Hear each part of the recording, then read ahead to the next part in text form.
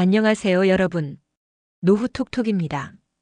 오늘은 누구나 한 번쯤 생각해 봤을 주제를 다뤄보려 합니다. 바로 은퇴 후 계속 일하는 게 나을까? 아니면 완전히 쉬는 게 나을까? 입니다. 요즘 60대 이후에도 일하시는 분들 정말 많죠. 통계청 자료에 따르면 올해 65세 이상 고용률이 40%를 넘었다고 합니다. 일하는 노인 인구가 무려 700만 명을 돌파했어요. 그만큼 노후의 풍경이 달라지고 있다는 뜻입니다. 누구는 일이 있어야 하루가 살아있다고 하고 또 누구는 이제는 좀 쉬며 나답게 살고 싶다고 말합니다. 오늘 토론에서는 이 문제를 세 가지 관점으로 나눠보겠습니다. 첫째, 경제적 관점. 일은 생계를 위한 현실일까 아니면 여유를 빼앗는 굴레일까? 둘째, 심리건강 관점. 일이 활력과 자존감을 줄까 아니면 피로와 스트레스를 키울까? 셋째, 사회세대 관점. 시니어의 노동이 사회적 자산이 될까 혹은 세대 간 경쟁을 불러올까? 오늘은 이 세 가지 주제를 중심으로 서로 다른 입장을 가진 두 분 모셔서 이야기 나눠보겠습니다. 여러분은 어떤 쪽에 더 공감하실지 끝까지 함께 보시고 판단해 보세요. 좋아요와 구독 그리고 알림 설정까지 해주시면 노후톡톡에서 앞으로도 더 깊이 있는 이야기를 계속 전해드리겠습니다. 이제 첫 번째 관점, 돈 이야기로 들어가 보겠습니다. 요즘 국민연금만으로는 생활이 어렵다는 말 정말 많이 들리죠. 식비, 주거비, 의료비까지 오르면서 노후의 실질 지출이 늘고 있습니다. 실제로 65세 이상 노인 중 절반 이상이 생활비 때문에 일을 한다고 답했어요. 그만큼 노년의 노동이 생계와 직결된 현실이 된 겁니다. 한쪽에서는 그래도 일은 필요하다는 목소리가 있고 다른 쪽에서는 노후까지 생계 때문에 일해야 하냐는 반론도 있습니다. 두 분의 생각 차근히 들어보죠. 네, 저는 일의 필요성 쪽에 조금 더 무게를 둡니다. 현실적으로 연금만으로는 생활이 어렵습니다. 특히 단독 가구나 의료비가 많은 분들은 체감이 크죠. 적당히 일하면서 일정 수입을 얻는 건 단순히 돈 문제가 아니라 내가 아직 할 수 있다는 심리적 안정감도 줍니다. 또 자녀에게 경제적으로 의지하지 않아도 되니 관계 스트레스가 줄어드는 효과도 있습니다. 그런데 그게 선택의 자유라기보다는 어쩔 수 없는 일이 된 게 문제예요. 대부분의 시니어 일자리가 시간제 단순 노동입니다. 수입은 많지 않고 몸은 힘들고 일자리 안정성도 낮습니다. 결국 생계형 노동이 길어지면 쉼없는 노후, 소득의 악순환이 됩니다. 연금 제도와 복지 정책이 뒷받침되지 않으면 노년층에게 계속 일하라는 말은 사실상 부담 전가에 가깝다고 봅니다. 맞습니다. 그렇다고 무조건 노동이 부정적인 건 아니에요. 요즘은 단순 노동 말고 경험형 일자리도 많습니다. 학교나 도서관에서 상담이나 멘토 역할을 하거나 지자체의 공공일자리 프로그램처럼 사회 기여도 가능한 형태도 늘었죠. 이건 생계유지뿐 아니라 사회와의 연결이란 점에서 의미가 있습니다. 그런 기회가 늘고 있는 건 좋은데 그게 모든 사람에게 열려 있진 않아요. 지식형 일자리나 멘토링은 일부 고학력층에 한정된 경우가 많습니다. 대부분은 여전히 힘든 일자리를 택할 수밖에 없는 게 현실이죠. 그래서 저는 누가 일하느냐보다 왜 일해야 하느냐를 봐야 한다고 생각합니다. 은퇴 후에도 일해야만 생활이 되는 구조 자체를 바꾸는 게 우선 아닐까요? 두 분 모두 현실을 인정하면서도 방향이 조금 다르네요. 한쪽은 노후의 경제적 자립을 위해 일은 필요하다. 다른 쪽은 그 일이 생계를 위한 의무가 되어선 안 된다는 입장입니다. 결국 중요한 건 얼마를 벌 수 있느냐보다 그 일을 통해 삶이 얼마나 안정되고 존중받느냐일 겁니다. 이제 두 번째 관점, 마음과 건강의 문제로 넘어가 보겠습니다. 은퇴 후에도 계속 일하는 게 활력을 주는 걸까요? 아니면 오히려 피로를 쌓는 일일까요? 먼저 이제는 쉬어야 한다는 입장부터 들어보겠습니다. 저는 은퇴 후에는 어느 정도의 쉼이 꼭 필요하다고 봅니다. 많은 분들이 평생 일만 하다가 정작 자기 시간을 가져본 적이 없잖아요. 그런데 나이가 들수록 체력은 떨어지고 회복 속도도 늦어집니다. 이런 상태에서 계속 일하면 단순한 피로가 아니라 소진감으로 이어질 수 있어요. 특히 생계 때문에 어쩔 수 없이 일하는 경우라면 그건 활력이라기보다 불안감에 밀린 노동일 때가 많습니다. 퇴근해도 머릿속이 편치 않고 내일은 또 괜찮을까 하는 걱정이 이어지죠. 저는 쉼도 일처럼 생산적인 행위라고 생각합니다. 걷기, 여행, 봉사, 취미 활동 같은 게 단순한 놀이나 휴식이 아니라 정신을 재충전하고 삶의 균형을 회복하는 적극적인 시간이 될 수 있거든요. 내 쉼이 단순한 멈춤이 아니라 회복의 과정이라는 말씀이네요. 이번에는 반대 입장, 일이 활력을 준다는 의견도 들어보죠. 저는 일의 긍정적인 효과를 무시하기 어렵다고 생각합니다. 일을 하면 하루의 리듬이 생기고 사람을 만나면서 생기는 자극이 생각보다 큽니다.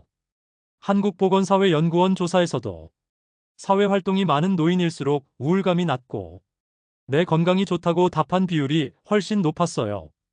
사람은 움직일 때 살아있음을 느낍니다. 물론 무리한 일은 안 되겠지만 적당한 활동은 혈류를 유지하고 기억력 감퇴도 늦춘다는 연구 결과도 있습니다.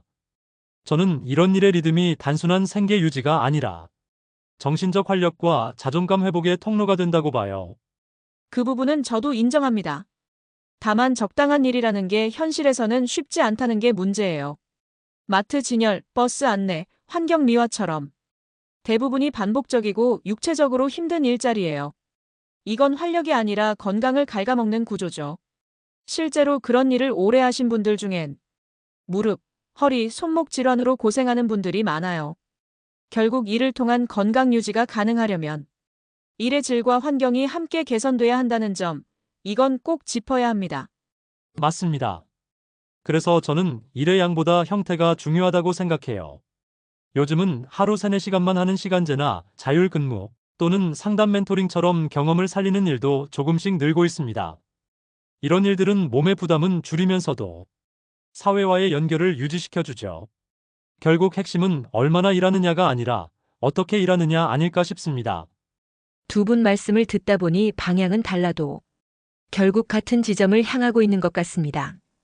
일을 한다고 모두 건강해지는 것도 아니고 쉰다고 모두 행복해지는 것도 아니죠. 건강을 지키는 방법은 활동이냐 휴식이냐의 문제가 아니라 나에게 맞는 속도와 형태를 찾는 일이라는 점, 이게 오늘 토론의 핵심으로 보입니다. 이제 마지막 관점으로 가보겠습니다. 시니어의 노동이 사회 전체에는 어떤 의미를 가질까요? 단순히 개인의 선택을 넘어서 세대 간 관계나 일자리 구조에도 영향을 주는 부분이죠. 먼저 시니어의 경험이 사회의 자산이 된다는 입장부터 들어보겠습니다. 저는 시니어 근로가 단순한 생계가 아니라 사회적 자본을 유지하는 역할이라고 생각합니다. 우리 세대는 3, 40년 동안 현장에서 배운 노하우가 있습니다. 이걸 그냥 묻어두는 건 사회적으로 너무 큰 손실이에요. 예를 들어 공공기관이나 지역사회에서 시니어가 멘토나 자문 역할을 하면 청년층은 실무 노하우를 빠르게 익히고 시니어는 사회적 존재감을 이어갈 수 있습니다.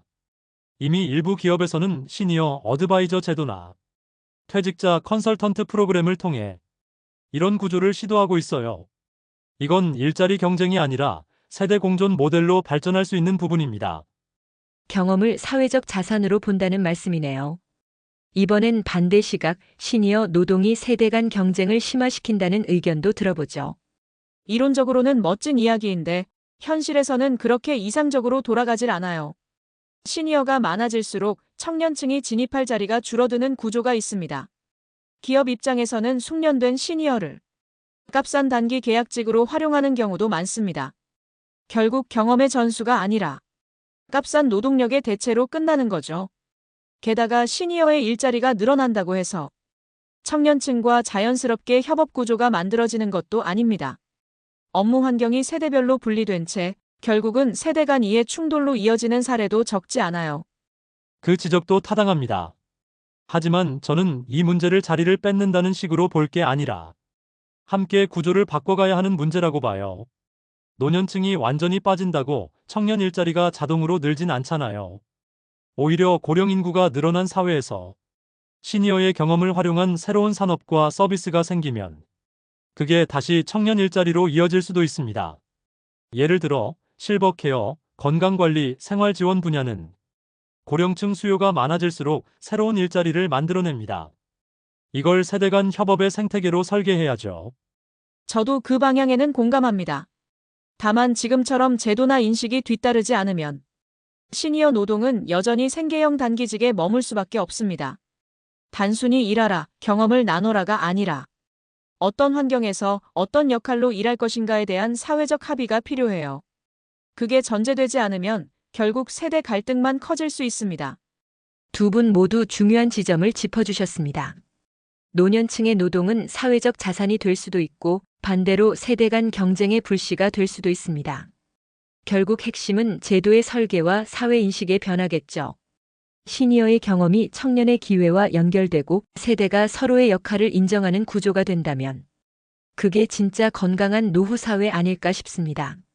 오늘은 세 가지 관점을 중심으로 이야기를 나눠봤습니다. 1. 경제적 현실, 2. 심리와 건강의 균형, 3. 그리고 사회 세대의 공존.